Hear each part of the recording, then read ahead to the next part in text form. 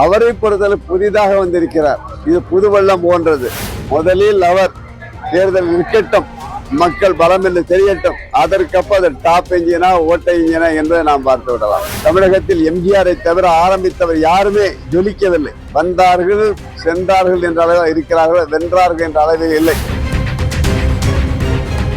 இப்போ அதாவது இன்னைக்கு அரசியல்வாதிகளை பொறுத்தளவில் யாராக இருந்தாலும் சரி, அவர்களை பொறுத்தவரை நாங்கள் டப்பா எஞ்சின் ஓட்ட எஞ்சின் யாரும் சொல்ல மாட்டார்கள். அரசியல் யாராக இருந்தால் நாங்கள் தான் டாப், நாங்கள் தான் நம்பர் 1 என்று சொல்வார்கள். அதாவது மோசமான ஆட்சியை கொடுத்தவர்களை எங்களுடைய ஆட்சி காலத்தில் பாருங்கள் என்று சொல்வார்கள். ஆகையினால் அவரை பொறுத்தவரை புதிதாக வந்திருக்கிறார். இது புதுவெள்ளம் போன்றது. புதுவெள்ளம் போன்று இன்று ஏற்கனவே அவரை பொறுத்த இன்னும் அரசியலில் அவர் இதுவரை தேர்தல் நிற்கவில்லை.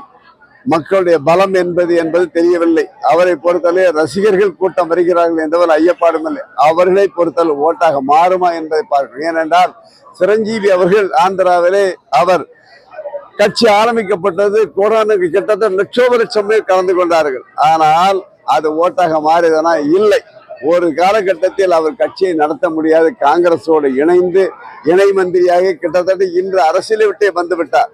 அதனால் முதலில் அவர் தேர்தல் நிற்கட்டும், மக்கள் பலம் என்று தெரியட்டும், அதற்கப்ப அது டாப் என்ஜினா ஓட்ட என்ஜினா என்பதை நாம் பார்த்து விடலாம்.